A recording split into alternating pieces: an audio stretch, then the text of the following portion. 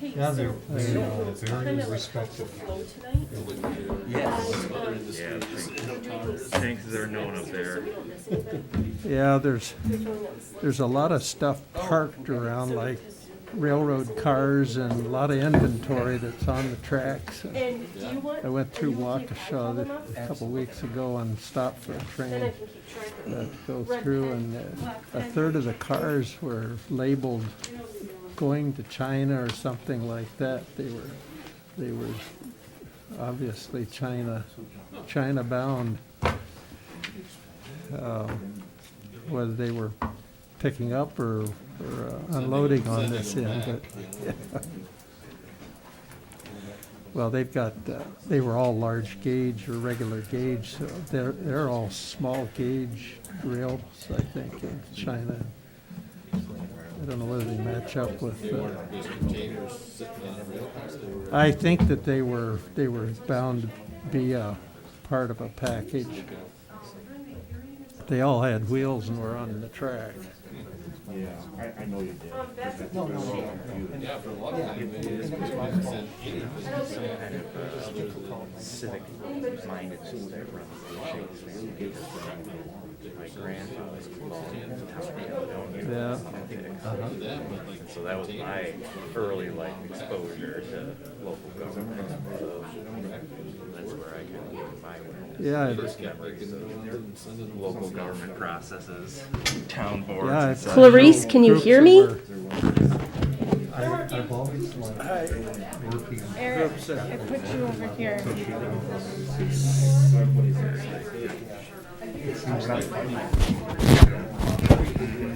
Can you hear me?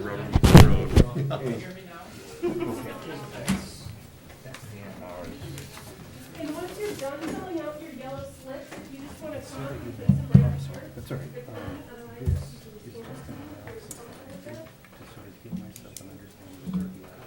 you've been traveling at all, or you've been staying pretty close to home? Pretty much close to home. My son Nathan and I went up in north, did some fishing for a few days up by Boulder Junction.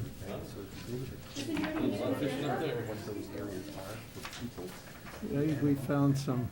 He's always looking for the next better bass lake to get on to, so we've got some that we go to every year. So, You haven't been out to California or anywhere? no, I'm way overdue for a trip to California and way overdue Yeah, on it's for us. North Carolina, so. Yeah, we've been just sort of constantly watching and waiting and, Yeah. we're done places we wanted to go, things we wanted to do, people Yeah. wanted to see, but, we don't want to plan something and get in the middle of a shutdown. Yeah, or just get exposed to some garbage out there. Yeah, no, I've gotten sick the last two times I've gone to California. No, I've I'm been just sick saying for when a they- when they weekend start. or for a How's month. life treating you? Came back with respiratory. but Mine is young and don't feel. so are you, so I'm not gonna waste your day. No, it was some kind of a virus. I didn't have any immunity to it, but you wonder whether it was COVID, but I don't know. Was never tested. But I'm not anxious to go back. I blame it on the poor ventilation in the airlines. In the airplane.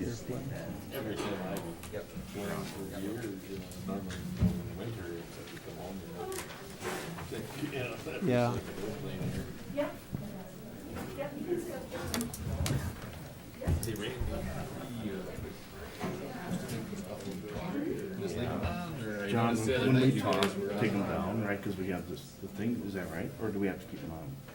I think we have to keep them on. Is that right, Martin, keep them on? Okay. I wasn't sure, I watched the All right. board meeting the other night, I didn't even have one on. Whatever works.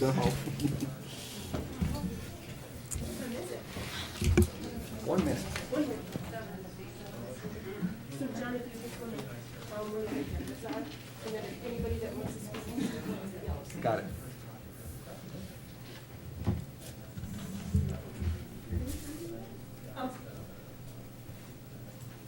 And they can turn it into.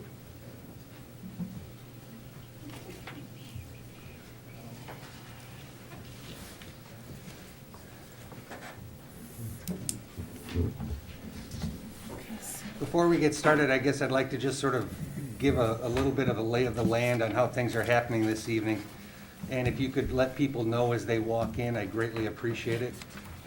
There is an agenda over here as you enter the room. There are yellow slips to fill out if you wish to speak. Please take those and hand them in to the fabulous young lady at the end of the table over here. And she will be keeping track of who is going to be speaking and in what order, and to make sure that everybody has an opportunity to speak. Does that make sense? Okay. With that being said, it's 6:30, and we will call the Village of Oregon Plan Commission to order. And I will take a roll call, please. Meyer, Here. Glish, Here. Severson, Smithbeck, Here.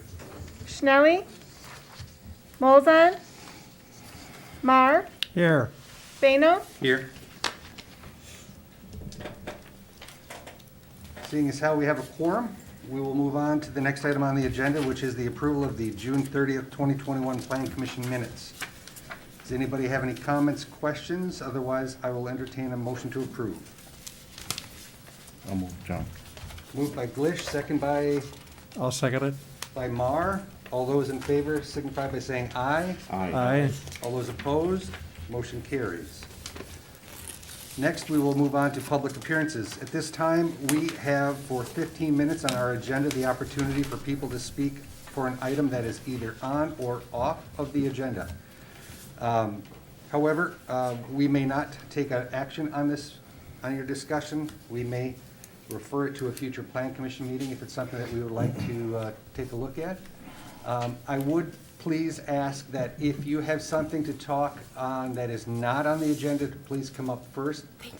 Because I have a feeling that most people here have a penchant to talk to for the parking ratios. And there will be a public hearing for that, so don't fear if you don't get into the first 15 minutes. You will have an opportunity later on in the meeting. So at this time, I will open up the opportunity to speak. If somebody would like to speak on an item that is on the agenda or off the agenda, you have about 3 minutes to speak.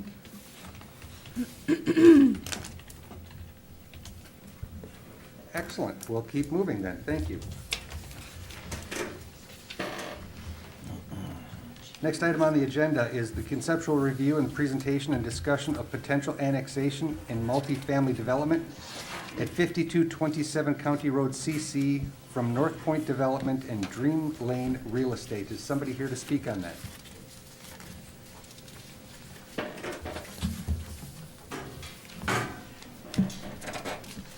If you could, please, when you get a chance, just give us your name and who you're with so we can get it into the record.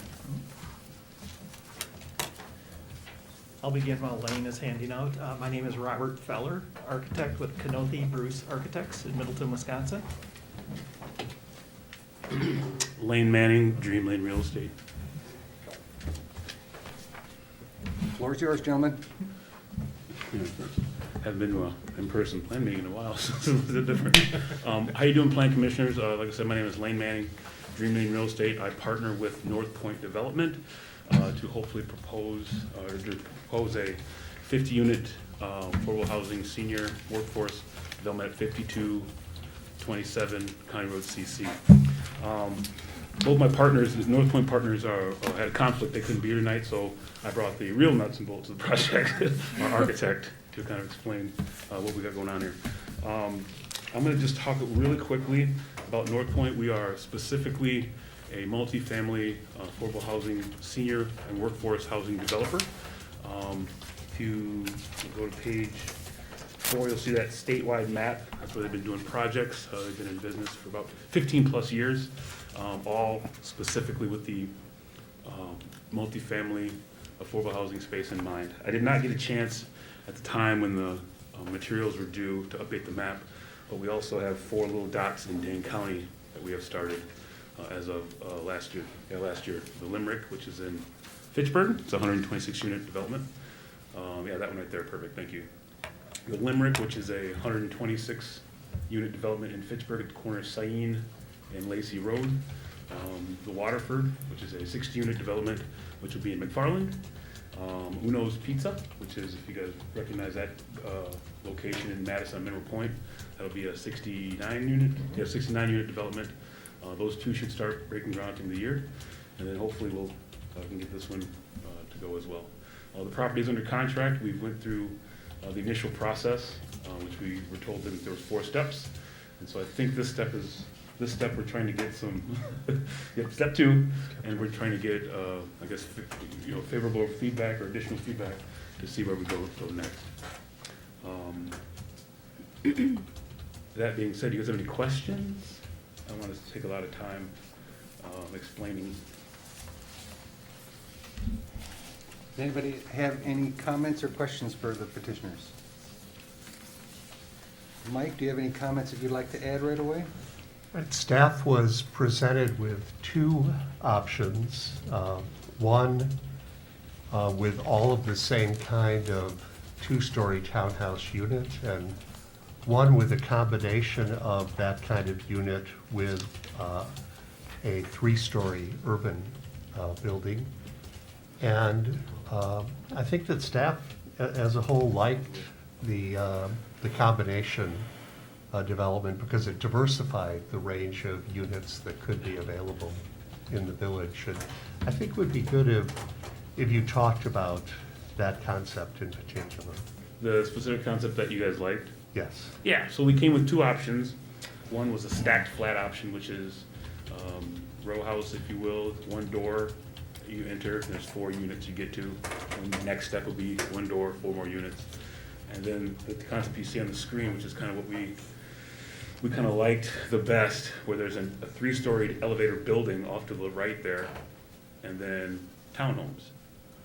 And you can change things up with roof line, materials, but the general template that we use is that 3-story elevator building for the 1 and 2 bedroom units. Then the townhomes will be the 3-bedroom units.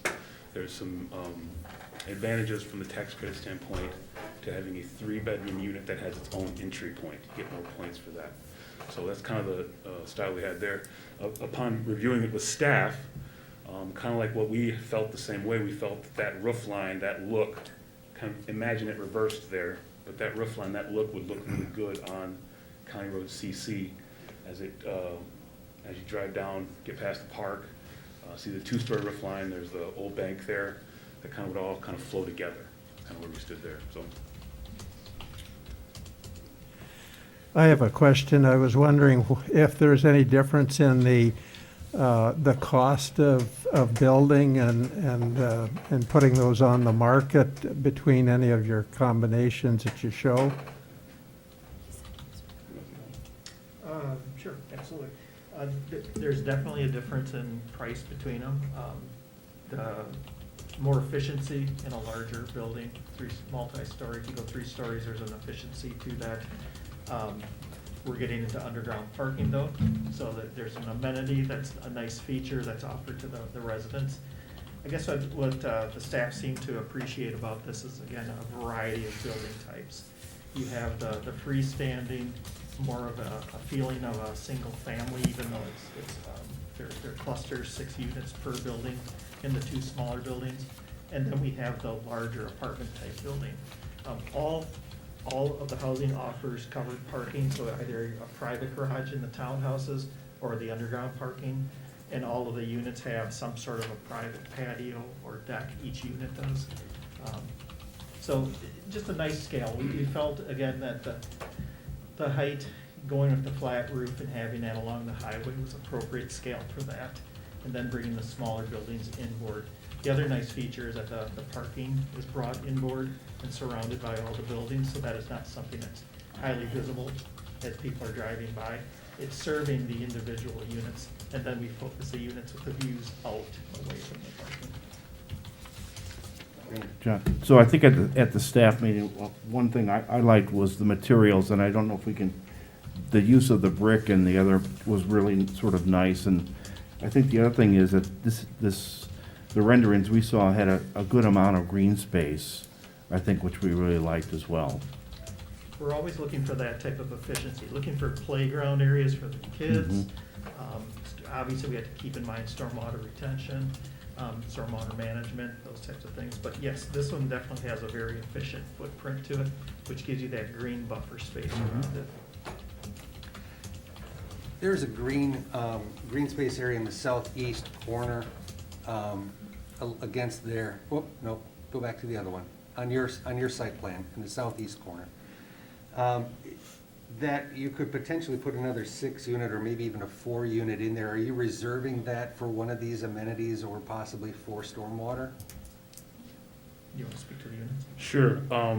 50 is a number we kind of targeted from the beginning, so this is what we were planning. The rest of it would be additional green space. I know one of the things that the staff wanted was a connectivity to the bike paths, or they're across the street, the sidewalks are across the street. So I guess I kind of got off on a rant there, but to answer your question, we weren't planning any more units than what you see here. Okay. But we're open to suggestions if you Well, want. no, I just think that, I have no problem with the approach that you're taking. And I think that you have coupled up with an architectural firm that will give you a good product. I think that what we would be looking for as you move forward is sort of how are some of these amenities tied together. When you've got a green space over there that could be potentially moving one of the buildings over and creating some space in between the buildings and a little bit of relief possibly, instead of just sort of making it all top-heavy to the north and to the one side. Maybe instead of making such a rectilinear approach to the parking, making it a little bit more organic. As long as you've got the green space,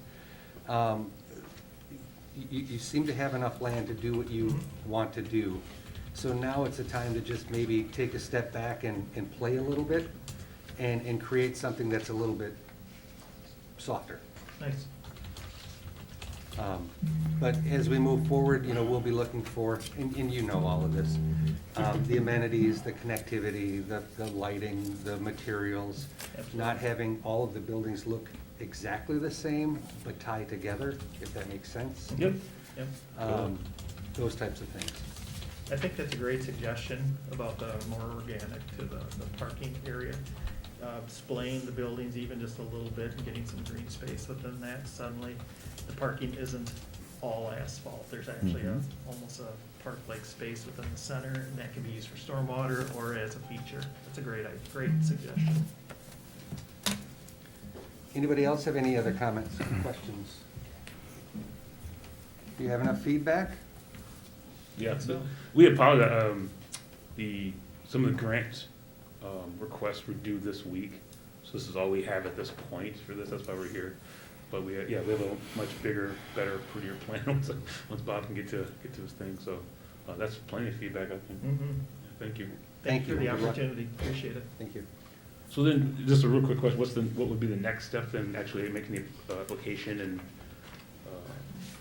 The next step is to initiate the general development plan of the plan development process, which is the zoning step, with the granting of the general development plan, which occurs with a public hearing, because we're amending the zoning map. You'd have vested rights to go ahead with the project. And all that would be left really for the final step, the implementation plan, is everything at a measured, precise level, Okay. identifying specific exterior building materials and colors and a landscaping plan. Perfect. So the general development plan really is the key step for a project like this. Gotcha. We will get that done and see you guys soon. Great, thank you. Thank you. Moving on, item 5A, one of the most important good news items that we have.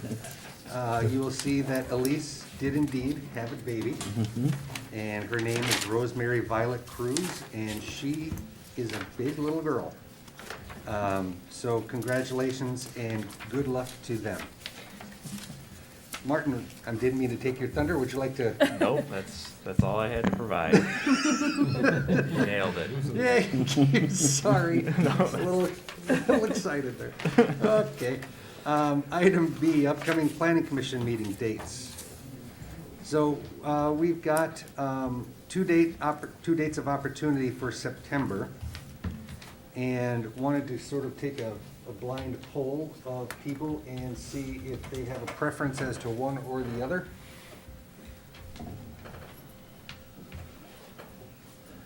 Larry?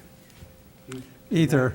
Either? I mean, I can do either one, but Scott? Either, I had moved it to the 9th, so I don't know if we talked about it last month, or yeah, I have it in my calendar too already. we so. maybe had kinda done Eric? this before.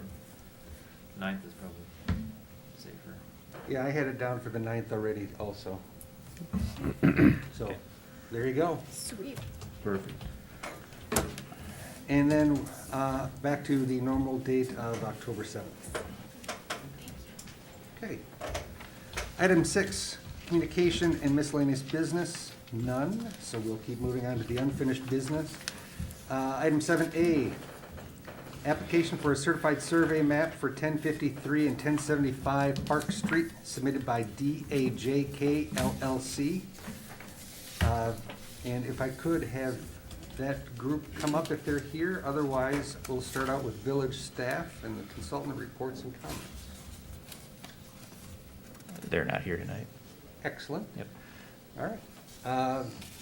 Mike, do you have anything that you'd like to add to, or Martin, do you have anything? Well, this is back before us. It's merely to update the lot combination to denote the limitation of access directly onto Janesville Street, which was omitted with the original submittal. So staff recommendation is to have you recommend approval by the village board. Okay, thank you. It seems pretty straightforward. It seems like they were just doing some housekeeping things that we looked at last month, so I don't think the petitioner had really any comments. Nothing written, and they're not here to really make a presentation against. So I would entertain a recommendation to the village board for a certified survey map for 1053 and 1075 Park Street submitted by DAJK LLC, contingent upon all staff comments. I'll move, John. Moved by Randy, second by Second. Scott. All those in favor signify by saying aye. Aye. Aye. All those opposed, motion carries. Item 7B, application for amendment to the original zoning map submitted by Glenn is it Hafer? Hofer? For lots in the first addition to Autumn Ridge subdivision, lots 38 through 68 on the preliminary plat to be zoned SR4, single-family residential, and outlots 5, 6, and 7 on the preliminary plat to be zoned institutional. At this time, I will open the public hearing. Is there any- John, if I could introduce Yes. this issue. My colleague Ben Rohr provided this report, and he initially was recommending the use of the institutional district for the park and the stormwater areas, the outlots on the plat. But we got some public feedback early about this, and we realized that Ben made an error. Traditionally, within the village, we do zone the parks and the stormwater facilities in the rural holding district. And we would like to recommend that rather than the institutional district to keep it consistent with all similar land in the village. The proposed suburban residential 4 district is our standard single-family zoning district. If you're really efficient and are just lining lots up along a street, you can get 4 units an acre. That's where the 4 comes from. But within a plat, you tend to get about 3 to 3.5 homes per acre, which is where this proposed plat is coming in.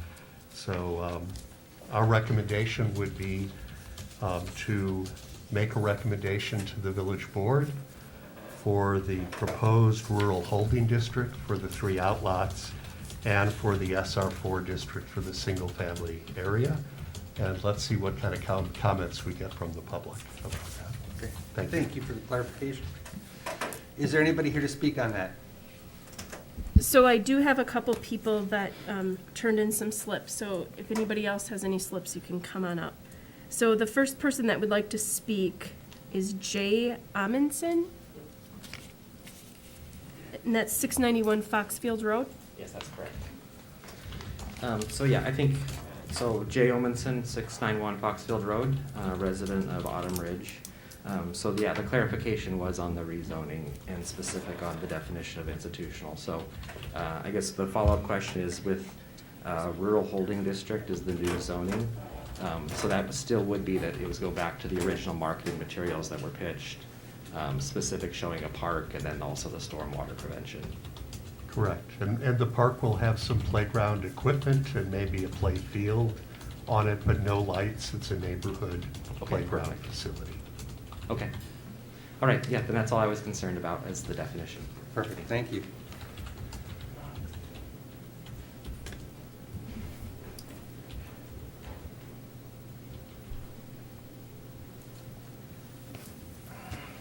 Just check outside to make sure it's-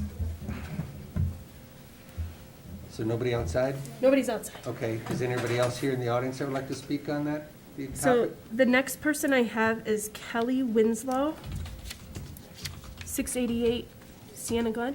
I had the same question. Okay. All right, anybody else, Candy? And then there was just two people that wished to register. Nathan Winslow, which I think your question got answered. He just wanted to know what institutional meant. And Kelly Patel also had the same question. Yeah, so there will be park equipment? Correct. The institutional district is sometimes used in other communities for parks, but in the Village of Oregon, we've always used the rural holding district, which would prevent any large-scale buildings on the property. For example, a library or an elementary school would have institutional zoning. So would a hospital or a prison, but would require a conditional use. The rural holding district only allows small-scale buildings for passive recreation use, playground equipment, and open space, and is a good fit for this property. Well, should I come up there if I have some more questions? Yes, please. That go along with it?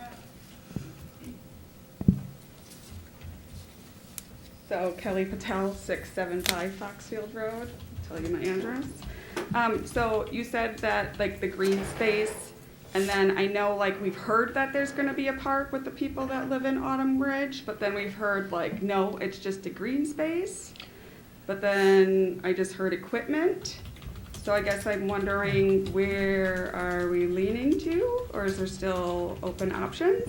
There are open options, and historically, the village has sought neighborhood input as to the facilities that would go in a park. But this is a neighborhood park-sized area, so it would tend to have a mix of playground equipment and an open field area for tossing the ball or a frisbee, kicking the ball around, something like that. Is there money put aside for that development? That will be collected over time, and, usually there's a delay between the acquisition of the property, which is dedicated to the village, and the actual development of the property. The village, however, will keep the property mowed, and it'll be graded at a rough level so that it can be an open play field, as early as the grass gets established. Oh, awesome. And then I guess I have another question that goes along with that, is that they put down sidewalk along the road right there, like in both directions at the end of Foxfield. Are they going to connect that, like, so that children can get to the middle school? Or like, why did we put sidewalks on both sides behind the houses? If that makes sense. Because they just end in a hill of dirt. Are you talking about the area that is filling up with houses right now, or the newly Yes, so platted down area? Foxfield, they have all like the houses, and then they have the sidewalk all the way down to, what is that, CC? And then it splits like this, and it goes probably behind about 5 houses coming back into town, and then it stops at a pile of dirt. and then it goes that way for like more construction. The I golf guess it would course be is in north and between. south. Right. The intention is to provide a pedestrian facility on the west side of Wolf Street, County MM, Okay. ultimately all the way back to Park Street. And this new part of the neighborhood will have sidewalks. And we realize there's some gaps in the sidewalk network going back to the middle school. And those were sins of the past, and the village will need to make policy decisions about what to do with those gaps. I can tell you in other communities, the practices vary widely.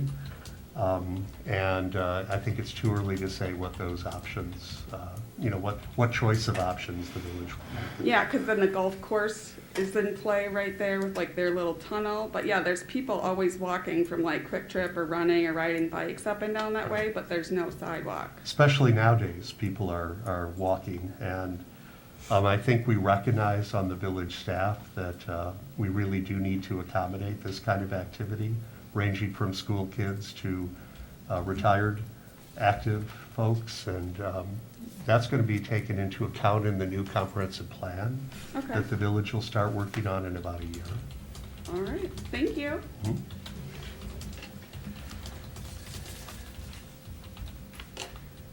Is there anybody else that would like to speak or has any questions? That's all the slips that I have for item 7B, so. If you do, please come forward, give your name,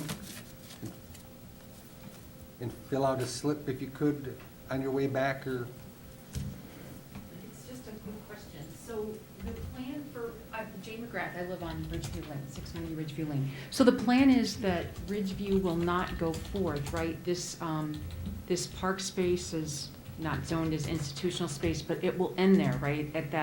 At County MM, is that correct? the zoning or the sidewalk are we talking now? Well, this field and this park Yes. system. Okay. Yeah. That's it. That's my only question. Yeah, Thank you. it's no bigger than what the area is out in the front of that. Thanks.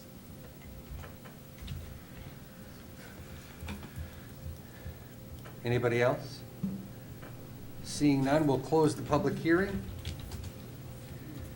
And then I will entertain a recommendation of the village board of an ordinance for an official zoning map amendment for the first addition to Autumn Ridge, contingent upon staff comments and the change for the outlots from institutional to rural holdings. Right, well, outlots 5, 6, and 7 on this plan.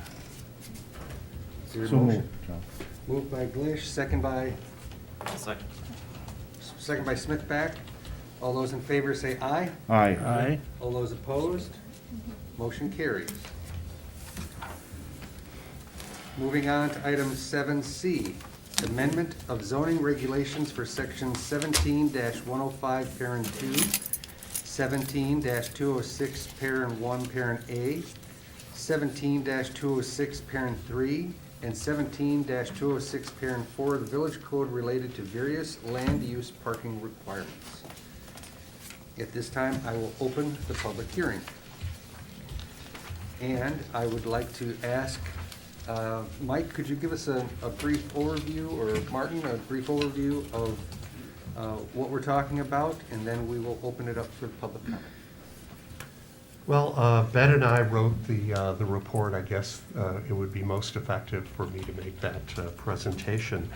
When we rewrote the old 1960s zoning code for the village in 2007 and 2008, we updated all of the land use descriptions and created a parking requirement for each land use.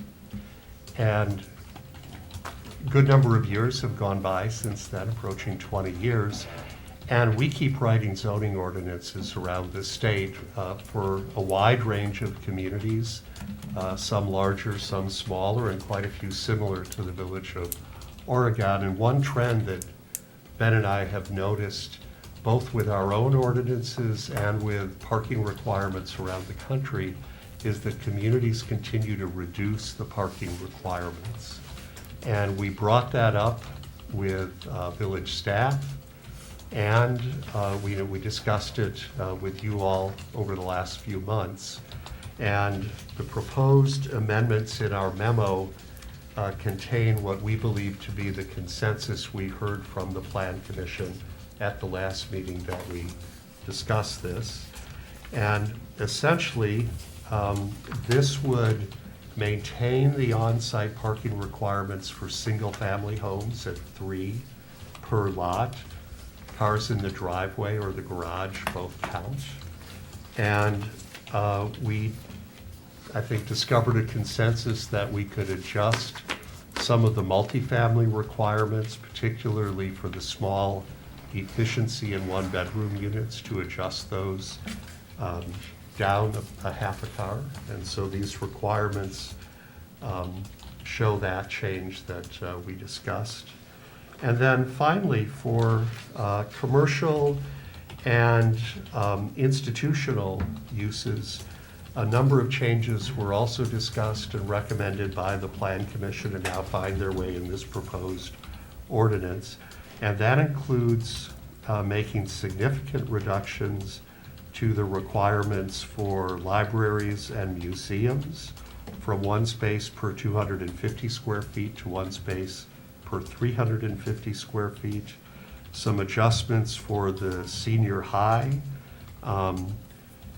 to account for student enrollment as well as teachers and staff members, and for public utilities and services to focus on the employees at the facility. And then finally, for office and commercial uses, again, we heard a consensus to adjust those requirements down slightly. For the most common of those uses, offices, professional services, personal services, indoor sales, reduce the requirement from 1 space per 300 square feet to 1 space per 350 square feet, and similar adjustments for less common commercial uses that are contained in our memo. So, as a proposed zoning code amendment, the Plan Commission makes a recommendation to the village board. Village board has the final authority on the municipal code.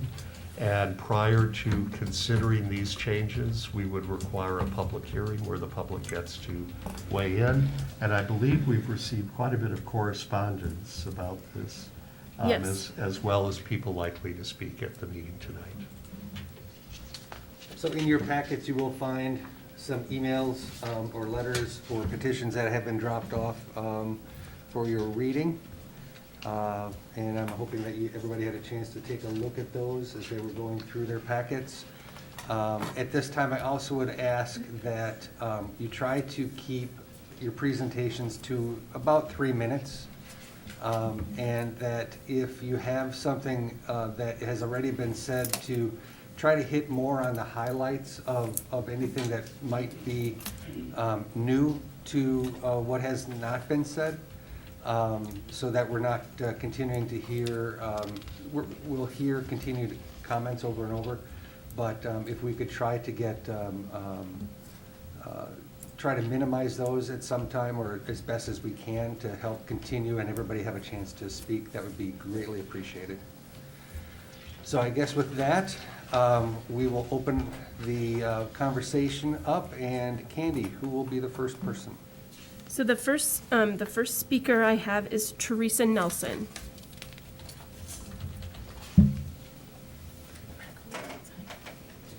Hi, I'm Teresa Nelson. I live at 245 Drumlin Circle in the Village, and I'm here to represent the Oregon Nature Alliance. We're an environmental conservation and advocacy group comprised of about 40 village residents, and part of our mission is to advocate for the protection and restoration of local natural areas, and this seems like a perfect time to do so.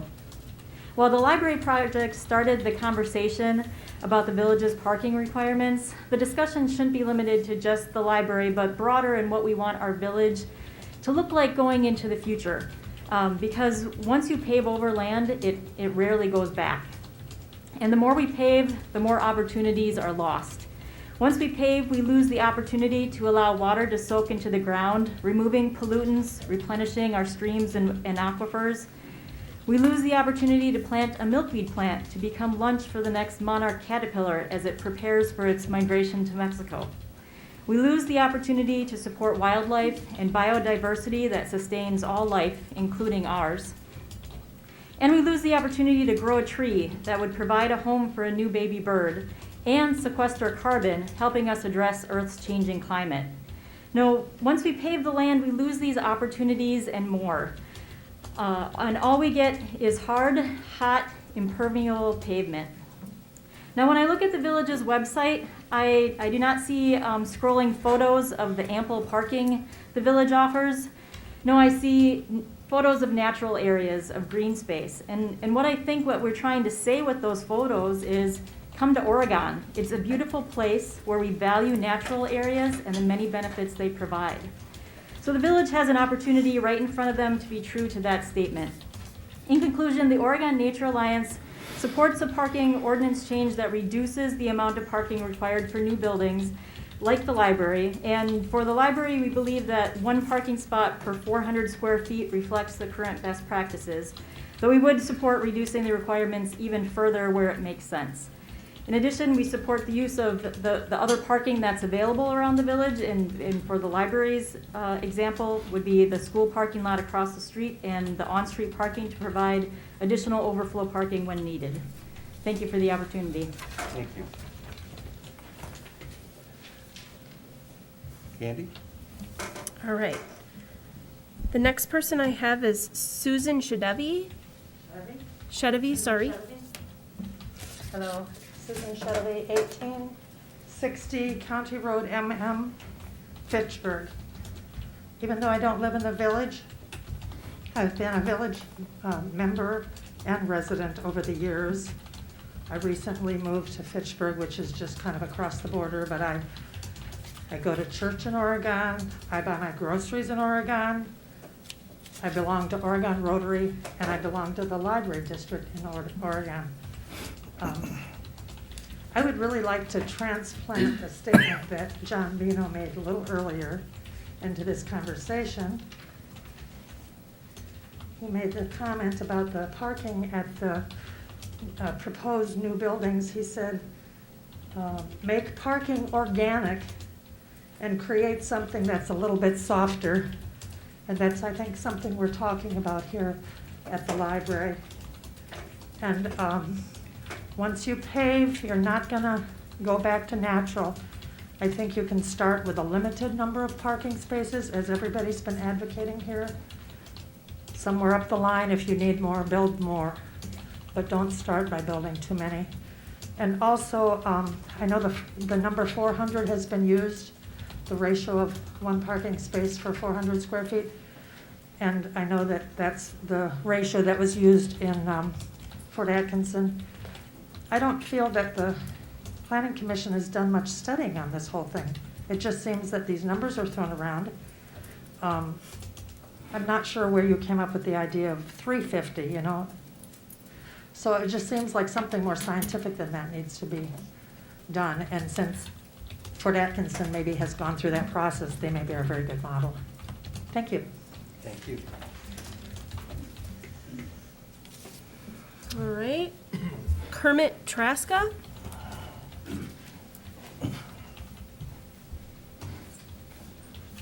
Kermit Traska, 116 West Lincoln Street, Oregon. Being a 39-and-a-half-year resident of Oregon, we've seen the library move from what is now the senior center to its current location, and now the proposal to move just off Main Street. We do support a growing library and a variety of services offered at a library, not just a traditional walk-in and so forth. But we do have a number of concerns, and it is the parking area. It's my understanding that Verona, which is now a larger community, has 114 parking spaces for its library.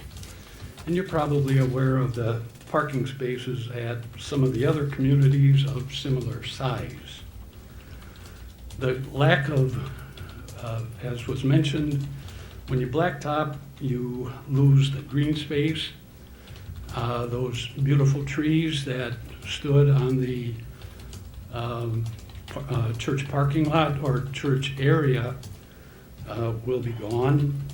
And if you plant any new trees, it will take a substantial amount of time to get back what we had. I think the cooperative use of space is important to consider. We've heard that, well, the school is across the street. Well, kids have been crossing that street, and the daycares have been crossing that street for many years. Not aware of a single child being run over, injured, or killed in that time. And it's my understanding there would be a flashing light like you have at Quick Trip to make that more visible. I strongly urge the cooperative use of an already developed parking space. But more importantly, you put a huge roof on a very large building, and you put all that blacktop in, the water runs off. It does not soak in. I now have a rain barrel, and on just 1/2 of my garage, when we got less than 1/8 of an inch of rain, it filled the rain barrel. So water collects and has to go somewhere, and it runs downhill. So that would mean going to the north. And those homeowners have really expressed concern, and I've seen it. I've talked with them about that runoff and what that water does. So my main concern is limit the number of parking spaces in that area. Thank you. Thank you.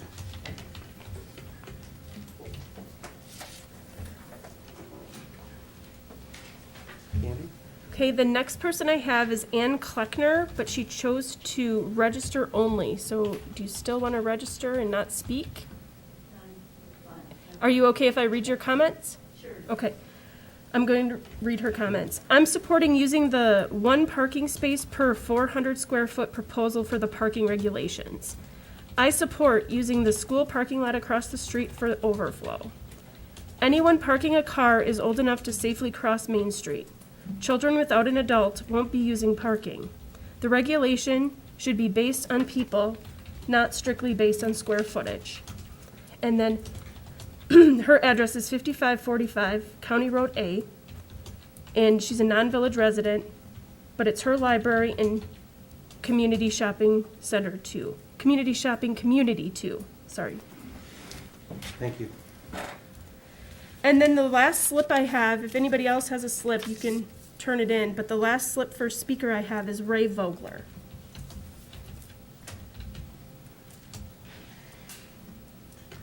Well, good evening, and thank you for letting me speak. And I should tell you right now, I had some dental surgery this morning.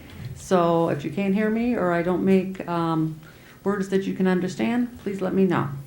So I live at 299 North Main Street. I live in the neighborhood where the library will be located, and I've been very supportive of the library. In fact, for the last 2 years, I've done a lot of organizing and fundraising with Randy, who's done an excellent job, and others to bring money forward for the library.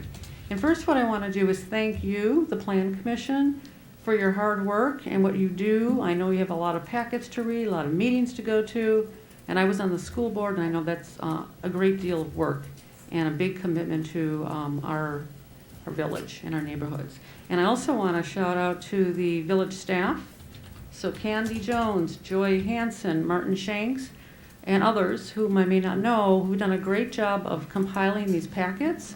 And there have been a lot of letters I've heard that have come in and petitions. And the other thing I want to say that is different from what other folks have said is that there are a number of people that are not here tonight. And the reason is just because of this whole shift with the coronavirus and this new variant, Delta variant. So some people sent letters, they did that kind of thing, petitions, but they did not feel comfortable speaking in person. So that does not reflect any disinterest. So what I want to say is that, number one, I'm in favor of the library. I'm in favor of it at that location. And I think we have a beautiful gem of an area to place that library downtown. It's gorgeous, and I think it will create a wonderful surrounding for the beautiful architecture we're creating. And we want this to be intrinsic, that they go together in harmony. So what I'm suggesting going forward is that the Plan Commission consider tonight what people have said in their letters and their petitions and speaking tonight, and make an amendment to the ordinance that you're talking about and will be discussing and voting on, and change that from 350 square feet to 400, meaning that for the library, for every parking space, that would be with a 400 square foot dimension in the library.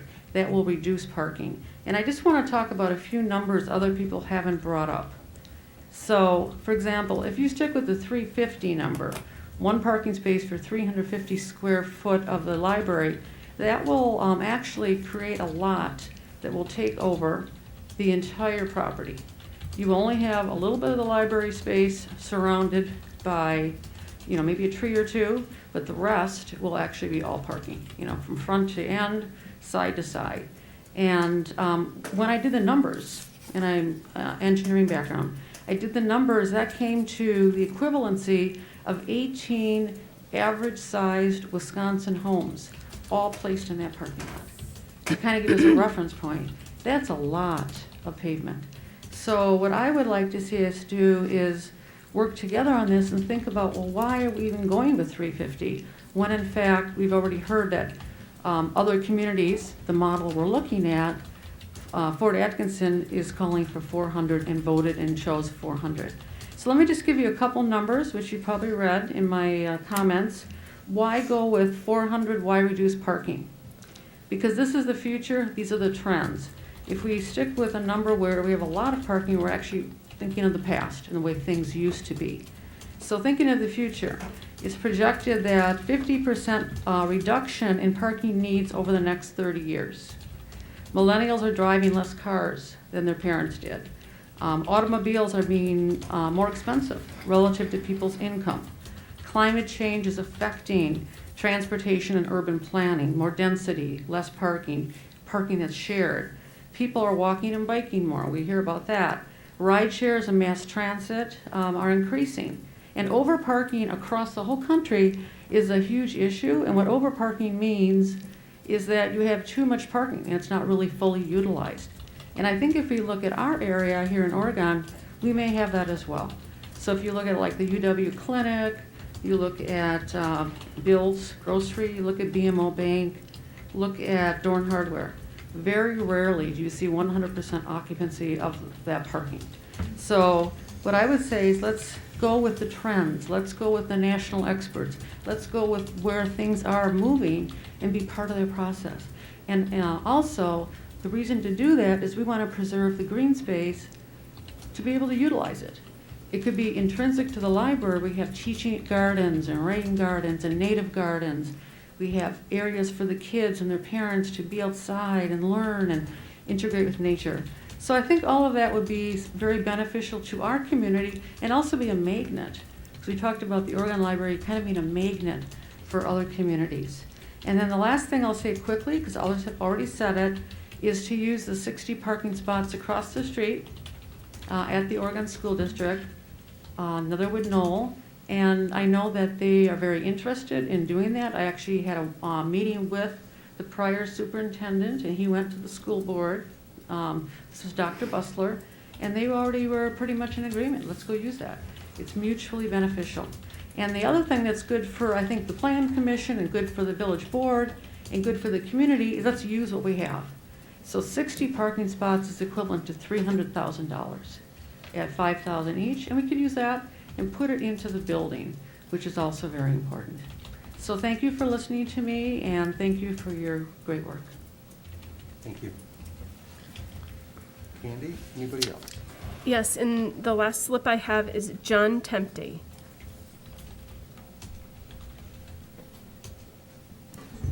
Good evening, John Tempte, live at 294 North Main Street. I walked over here tonight, and I walked through the Prairie View parking lot. It was empty except for a few cars that are parked there because of construction. The Netherwood Knoll parking lot, completely empty. Most of the parking at the swimming pool, empty. But the main reason I wanted to talk tonight was just to kind of express a little bit of a historic view. I find it kind of ironic that we're even talking about this, because if you think back to when there was a beautiful United Methodist Church on the lot, the reason it's no longer there was because of the consultant they hired and said, this congregation cannot grow without a bigger parking lot. Okay? That forced the move. People's United Methodist Church now has a big parking lot. I was there earlier today, completely empty. Okay? And the congregation actually really hasn't grown much over the past 15 years. So I think the thing to keep in mind is, for the past 70 years, this country has been basically held hostage by the individual automobile. And everything we do is dependent on that space. And we spend huge amounts of money. At the same time, we're finding all the consequences of these 70 years of fossil fuel, of global warming, of heat islands. And all these are things that we have the ability here with Planning Commission to make some definite actions and make some statements about where we should be heading. I really appreciate comments from my neighbor, Ray Vogler, and other people who spoke, and thank you very much. Thank you. Candy, is that it? That is all the slips I have. Okay. Is there any questions from the Plan Commission for commissioners? Staff, anybody? Last chance for anybody to speak? Can I just make one comment Yes. to what I said Yep. earlier? I'm reminded that I do belong to the United Methodist Church, and I belong to the church that was torn down. I was talking to some friends from the church recently, and they said, well, when we had our old church, we used to park in the school parking lot all the time. So people have been using that parking lot historically, and I think we should do it in the future, the school parking lot. Thank you. With that being said, I will close the public hearing. And we will begin the discussion and possible recommendation to the village board. Does anybody have any comments on the Plan Commission side? I'm gonna, so, I think for me, maybe from the beginning, knowing that Fort Atkinson had went to 400, I just want to say, and I know, John, you have you're going to tell us something else, some new information. I don't have a problem going from 350 to 400. It always seemed consistent with what other communities had done, and that's really sort of my rationale as to why I thought it wasn't a bad idea to do that. So I just want to say that to the commission. But maybe I was misunderstood. We'll see. Well, to that point, I guess what I would like to do is, I'm just going to hand this out. And last month, I tried to explain this, and it's so hard to do that via Zoom. So I just did some copies of what we're talking about, so that we can hand one over to the gentleman here. So what we're talking about, everybody is sort of picked onto this number of 400, or 350, or 200, whatever it is. But if you read the entire ordinance, according to Fort Atkinson, the ordinance would read 1 space per 400 square feet of gross floor area, or 1 space per 3 patrons at the maximum capacity, whichever is greater. So you not only need to take into account the square footage of the building, you need to take into account how many people are going to be in that building.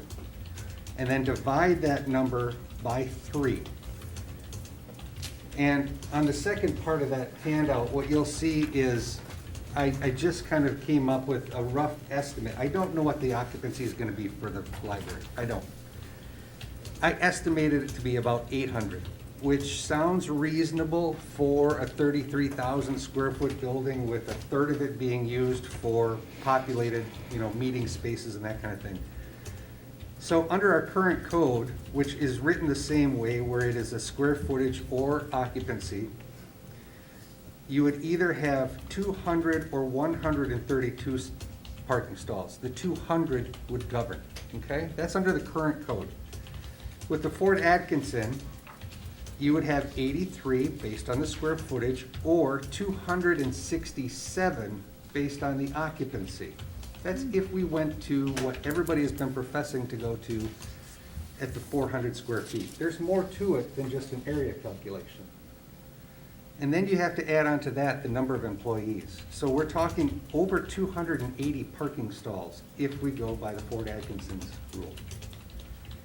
If you go by what has been suggested at 350, that number, if you add in the number of employees, is 110.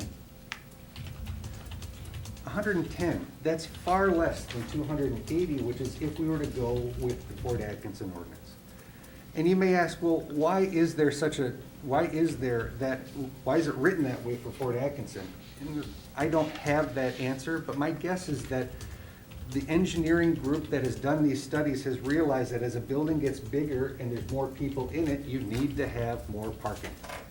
I am trying to come up with a way to give people a balance between the number of parking stalls that is flexible without over-parking the place.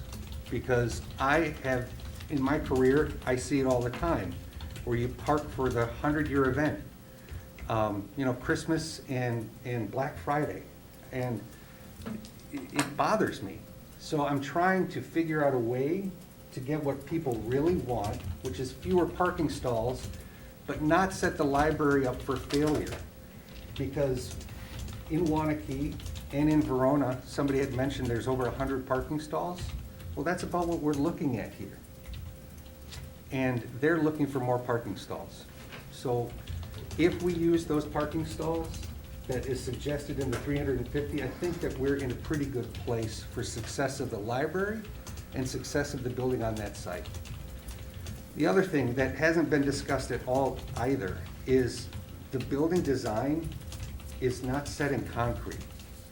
There is nothing to say that that building shape can't be simplified and repositioned on the site to accommodate some more stalls, some more green space, some more infiltration. It's a concept. And yes, money has been spent, I understand, but it is not under construction. We're not locked into that design right now. So I'll step off my soapbox, but I wanted people to sort of have something in their hand that they can look at and understand that it's not just a number that we can look at. We have to look at that number and the number of people that are in the building. So, anybody else have any comments? I have one comment that I thought of a couple weeks ago. In our code, we have a provision to allow partial development of a parking lot and delay full construction of the parking lot until the need is demonstrated. And I think that in terms of kind of tiptoeing into the paving, although it's a little bit more expensive to pave incrementally, that happens all the time. And we could approve, for example, a site plan that had 80 spaces on site and build 50 of them to begin with, and find out if we really do need the additional spaces. So I just wanted to remind the commission, because of your good work in 2007 and 8, we put that provision in the code. It's still there. We aren't proposing to change that. And I do think that may allow us to tiptoe into paving as the demand for the library is likely to grow over time, but not pave too early and not pave too much until the demand is proven. I was thinking on the same lines, if we can provide space for the code required amount of parking, but not necessarily pave it until the need is demonstrated. I think that, don't put stormwater retention where there's supposed to be parking based on the code requirements or, structures, anything along those lines. But people are gonna park when it gets busy, they're gonna park wherever they can. So if that's 3 hours each month for an event or meeting, I think the space can probably handle it. I don't think anybody here is complaining as much about the number of parking spaces as much as it is the reduction of green space on this lot. I think it's the lot and the look of that space is what everybody's drawn to. And so if we were on a lot that was twice the size, I think people might be more, I think we could just say, okay, there's 110 spaces and move on. Another point that backs up what Mike's suggesting is once you lay the paving down, that begins the cost of maintenance starts right then. And if you're overbuilt, you're paying for sealing, you're paying for crack repair. You may be doing patching where it isn't a good take. And it's just a big expense. It could be avoided if we could phase in the building of the parking lot according to what the need is now and as we go along, rather than what it might be 10 or 20 years from now when it gets filled out. So, John, one question for you. In your approach here, you have 110 total stalls. What is our current code say that we're supposed to have? That's up at the very top, Up Randy. We would have to Oh. have 250. Okay, And that's based on a guesstimate on the number of occupants. Like I said, I just kind of did some math to come up Yeah. with a number for the occupancy. Yeah. So- But I think it's gonna be pretty close. Okay. So, John, is this written incorrectly, the ordinance? The ordinance is written according to the 350, which is the one that would give us about that 110 number. Okay, but I mean, it talked about the gross square foot plus one per, but you talk about the other greater, whatever's great, we don't have any of that. I think the No. key is striking out the whichever is greater. in this Correct. code. Okay. That's what we're, it's Am I following that right, John? Yeah, where was that? page 4 of 5 on Vanderbilt's. Yeah, so. Oh, yeah, it is. It is already scratched struck out. out. So Okay. it's 350 square feet plus one per employee, the largest portion. Okay, So that provision has been removed in this Okay. proposal. well, 110 is certainly much better than 215. Correct. And as far as where that logic came from, it didn't come from just pulling a number out of a hat. It kind of came from the expertise of what the engineering group has seen and what I have seen in this area as far as parking requirements. I think that I agree that I have seen a reduction in the number of required parking stalls, and this seems to be a nice sort of step down from that. And it takes that provision for a high escalator on parking out of some of these places. Yeah, something we haven't even seen the library, we've maybe seen a concept picture of it a year ago or more. I'll be the first to admit I don't understand modern libraries. The library I was most familiar with is the one that was right above this room back in the early 70s. They had a lot of different kind of programming back then than they do now, but with the amount of assembly space and the size of this library, I'm sure there's opportunities to manage the traffic flow of, when programs are offered and, not try to do too many large things at the same time and cause traffic problems. And I think some of that can be managed.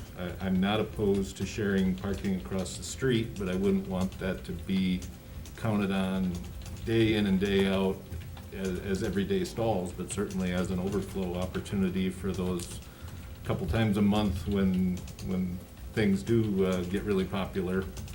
I think that's a great opportunity. Again, 350, 400, I don't know that the square footage of your building and the number of parking stalls, you gotta work with something to pick a number, but, you know, the way each individual building is used and programmed, you know, I don't know that there's a big difference in those numbers. I mean, it comes down to a few parking stalls, but I think there's workarounds for that. I would like to see us work a little bit more on the ability to work with other municipal activities that go on that I think, has been mentioned here, the time when we'd fill that parking lot might only be a couple of times a year, and those, there's all kinds of space that probably is available at with any of the schools, the high school for sure, that could be to work cooperatively with them and make just a matter of planning around when the spaces are needed, and we're all paying for it in our taxes, so I think we can demand a little bit more working together and making our facilities go a little bit farther. I think that makes sense, Larry. The difficulty, I think, comes when you actually try to implement it. And what I mean by that is, who is going to be the person that is accountable for making sure that the school doesn't have events at the same time that the library does, at the same time as whatever. That's what I'm So talking about. It needs to be worked on and coordinated in a plan. But I think that what we need to do is, my opinion, I think that having the overflow at the school is reasonable. I think Yeah. that's fine. But we need to have a project stand on its own 2 feet, on its own piece of property.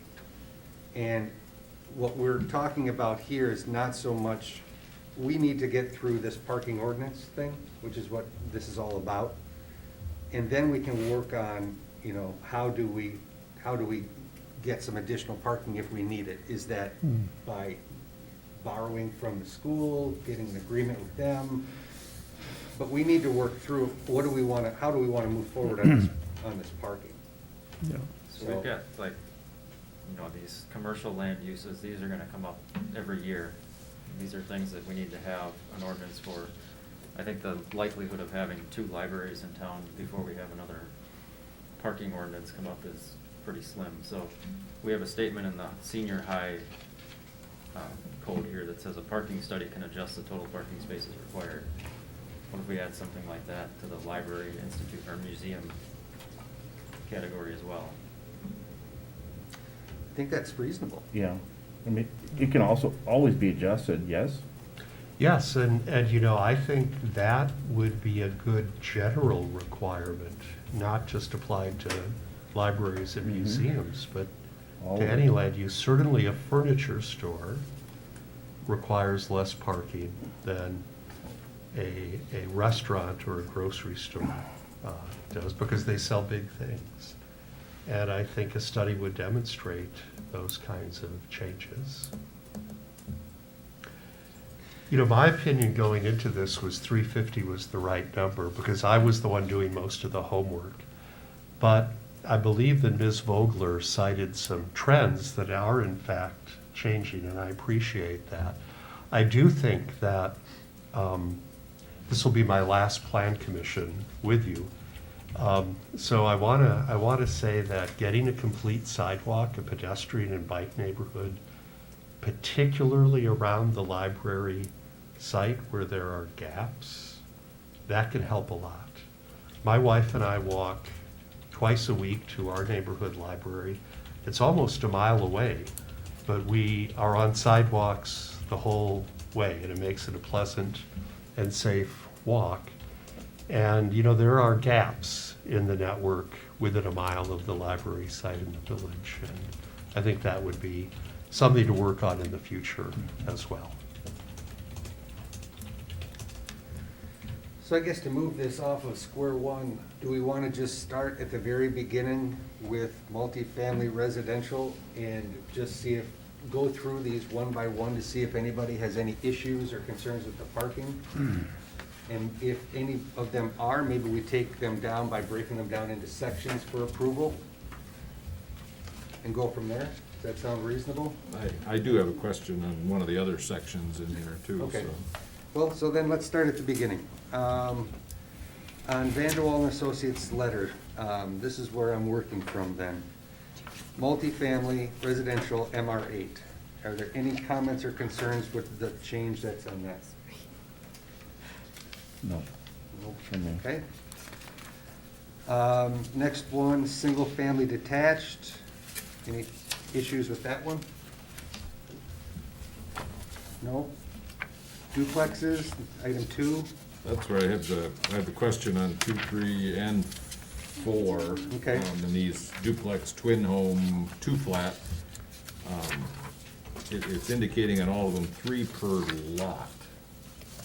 And it's, the print there is underlined and lighter than the other print.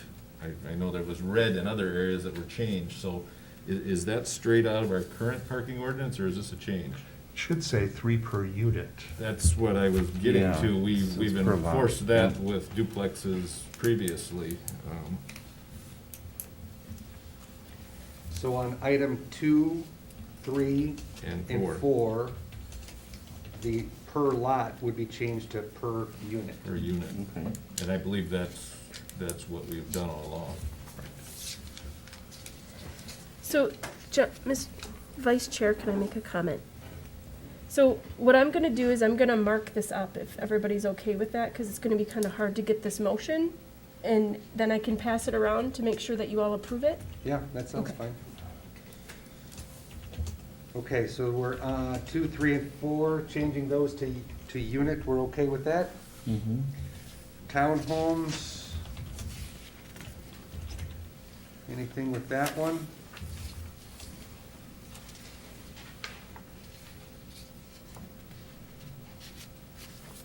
Looks fine to Yeah. me. So, anybody? Everybody okay? We're good. Good. Item 6, multiplex. Again, I think that one's pretty straightforward. Apartments, we had a little bit of a change on this, but I think that it matches what we had recommended. 2.5 or 3 bedrooms or more. 2 per 2 bedrooms, and then 1 per 1 bedroom or less. Mobile home, 3 off-street parkings per lot. Is that Per unit. per unit? Okay. So item 8, mobile home would be also per unit.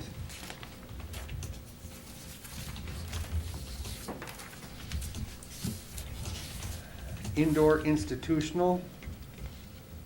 This is, do we want to just skip this one for now and go, or do we want to just, what are our thoughts? Let's get it done. Okay. Yeah. So parking requirements, right now it's written at 350 plus 1 per employee on the largest work shift. Anybody want to make a recommendation or a change? I like the idea of the parking study. We can Oh. look at this on a case-by-case basis like we would the senior high. So we would do this 350 square feet of gross floor area plus 1 space per employee on the largest work shift. A parking study can adjust total parking spaces required. Added to that, because it gives them a place to start. I think that's reasonable. Did you get that, Joy? I did not get that part. Okay. So if do you have the ordinance in front of you that, as it's typed? No, Okay. Do you want me to just read it for you? sure. Library or museum, 1 space per 350 square feet of gross floor area, plus 1 space per employee on the largest work shift, period. A parking study can adjust total parking spaces required, period. Thank you. So John, just for clarification, the way we have it written there, so right now it would be 110, is that, Well, right- should not think of that? Well, if you wanted to look at it, the ordinance, and if you wanted to look at it based on an assumed Yeah. occupancy, Yeah, we would have, going forward, for the library at this site, 110 parking stalls. But if they had a study done that showed that they could adjust it down to 80 and still be successful, or they needed 200, then that would adjust that parking. Correct, and 80 spaces could be paved at first and not added to until the demand showed up on a regular basis. But that would have to be made at the time of the request for the SIP or the, correct? I think this parking study would come up at the same time, wouldn't it? Well, they're kind of separate items. I mean, you've got your zoning code, which sets up how you design your site. And then as you're doing that, you're gonna come in with a detailed plan about how you're gonna move forward on a project. And at that time, you would say, okay, based on your zoning code, I've got 110 theoretically parking stalls. I've got my site designed for that. But I'm gonna get a study done to show that I can go down to 80. And as part of that, I'm going to request a further reduction to 50 as part of my application process. Yeah, they're separate steps, but Correct. they're probably around the same time. Correct. So typically what we've done is we get a site plan for the build-out of the paved area, but a good number of spaces may be just dashed in rather than use a continuous line, and that's always indicated area reserved for parking, but until it's needed, the parking won't be put in. Under the, this will be under institutional zoning, we won't really have a GDP and an SIP. Would this just more or less take place at the site plan approval then? or- Right, it would take place at the site plan, or if it was a plan development, it would take place initially at the GDP and then finalized at the implementation plan.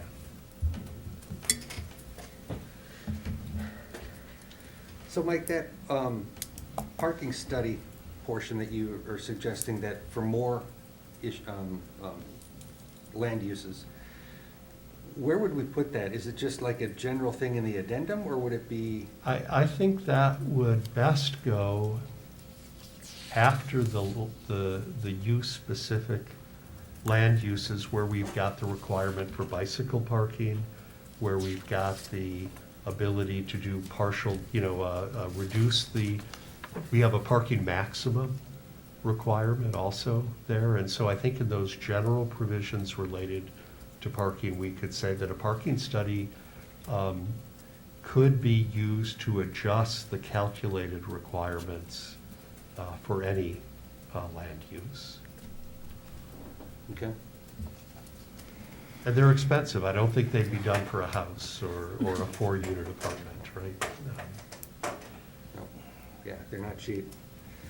Okay, is everybody comfortable with that then to move forward? Okay.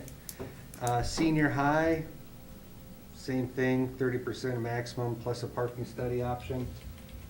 Seems good. Public service utility, we don't have a whole lot of use for it, but it seems reasonable to me. Office,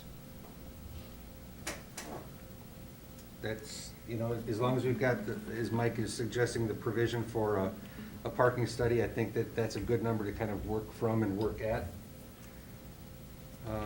Personal professional services, and if anybody has any comments, just, pipe up, because I'm just gonna keep moving it forward if I don't see anybody nodding their head or something.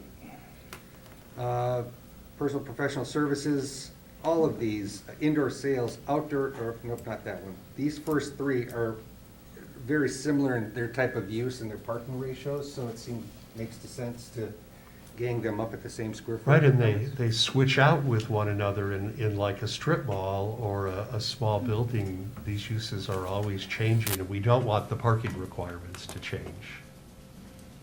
Okay. Item D, 1 per 400, plus 1 space per 3,000 square feet of outdoor display. Item E, a reduction from 3 to 4. Outdoor maintenance service, reduction from 3 to 400, and, or 1 space per employee in the largest shift, whichever is less. Campgrounds, 2 parking spaces per campsite. We don't have a whole lot of that around here.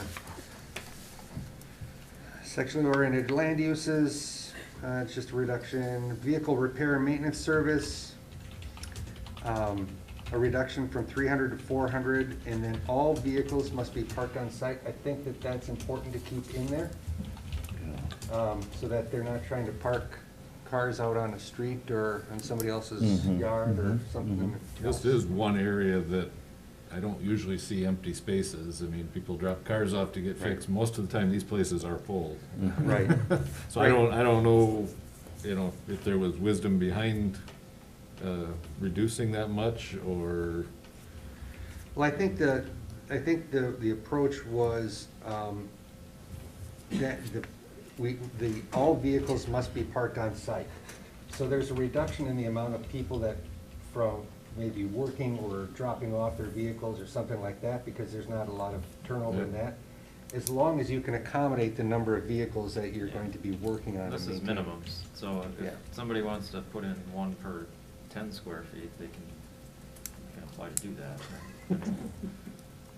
Yeah, you're right.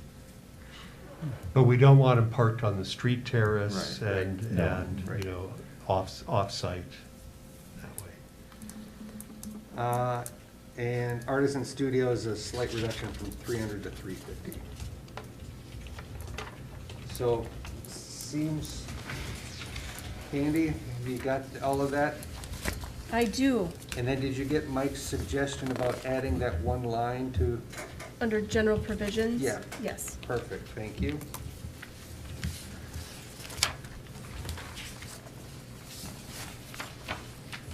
So do you want to pass that around now, or how do I we can. wanna, how do we want to handle that? Because we'd like to keep this moving, I guess. Maybe.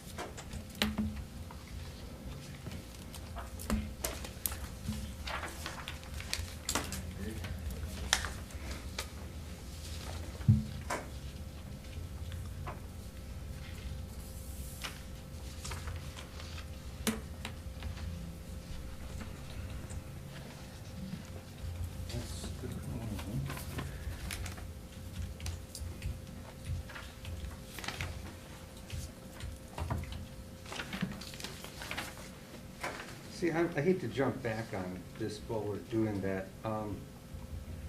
The CSM for DAJK LLC, I noticed that one of the CSMs that was submitted still had the I think they no submitted access. the old one.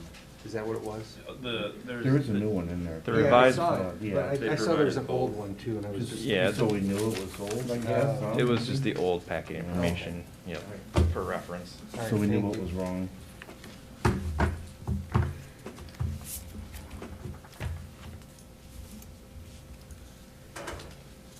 Don't scare us like that, John.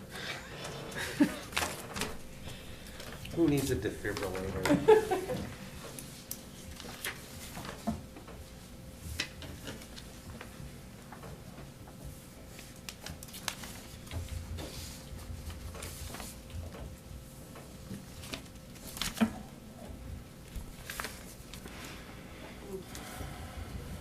All good?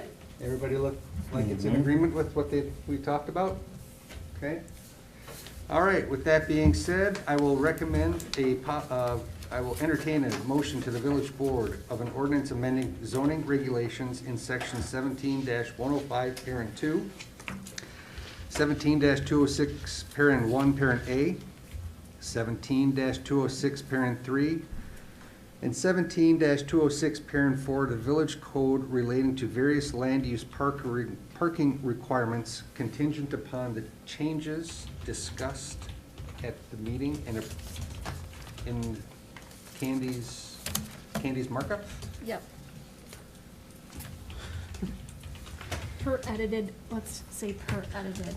Do you I like remember? that, that's Yeah. better, it makes me sound. All right, John, I'll second it then. Randy, Or my first thing. your first thing. All right, Motion that's by- fine. Randy, anybody want a second? I'll second that. Seconded by Smithbeck. All those in favor signify by saying, let's do a roll call on this one. I was ready for that one. Meyer, Yes.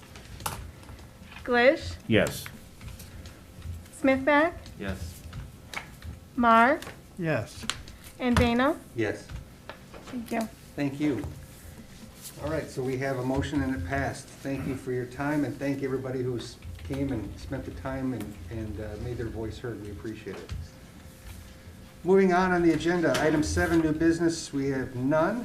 And then the best part after Elise's good news, item 8, adjournment. I'll move. So moved by Randy, second by Second. by Smithback. All those in favor say aye. Aye. All those opposed, motion carries. Thank you. And let's just all give Mr. Slavny a round of applause for all of his service he has given to the board. Thank you very so much, yeah. Thank you, Candy.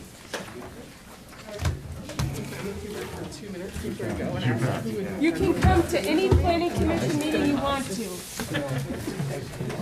So, Good job. Strand is a engineering firm that does traffic studies, so it tends to be the same for the Well, traffic stuff. I marked up, so what we'll do now is for the motion, we'll go through now, and we'll Traffic design,